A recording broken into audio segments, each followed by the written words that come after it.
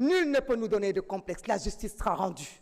Mais ceux qui veulent mettre dos à dos des manifestations, des pillages, des casses de voitures, des casses de magasins avec le respect de la vie humaine, je dis honte à vous. Honte à vous et nous. Manifestations qui ont amené des morts. Je voudrais rappeler que dans le monde entier, pour défendre la démocratie, des gens manifestent.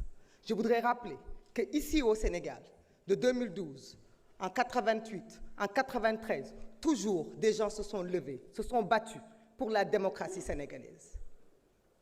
Certains ont même parlé du nom du Premier ministre ou du chef de l'État. Certains même ont parlé du PASTEF en disant que nous avons appelé à manifester. Oui, nous avons appelé à manifester, comme la Constitution nous le permet. L'article 8 de la Constitution nous autorise à manifester. Ce n'est pas parce que nous manifestons que nous méritons la mort. Ce n'est pas parce que nous manifestons que nous devons être abattus. À Paris, dans la capitale française, des gens ont manifesté, ont pillé, ont saccagé. Est-ce que c'est pour autant qu'ils ont été tués? Non. Aucune explication ne peut justifier la mort d'hommes, de jeunes, de nos enfants, de nos fils, de nos frères.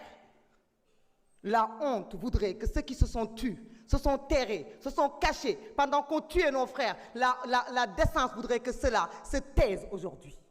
Se taire au plus loin, n'ose pas porter la parole. Mais nous sommes en démocratie. C'est la démocratie qui permet aux uns et aux autres de parler. Cette chère démocratie pour laquelle nos jeunes se sont battus. Cette chère démocratie pour laquelle des gens ont perdu la vie. Nous comptons les morts que nous avons trouvés enterrés. Rappelons-nous aussi de ceux-là qui ont fui pour ne pas mourir. Qu'est devenu Papito Kara?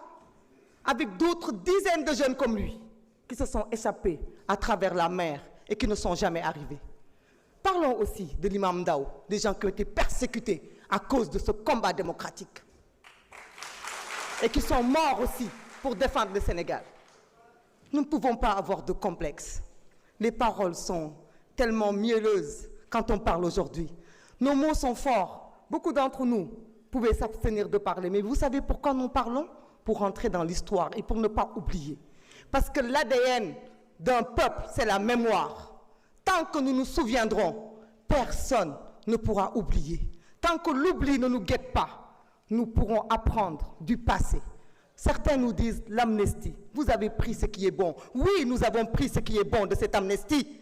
Parce que ce qui est bon, c'est le choix du peuple sénégalais, souverain. Un peuple ne se trompe pas. On ne peut pas jeter l'amnistie. Parce que jeter l'amnistie, c'est revenir sur la décision du peuple souverain d'avoir élu le président.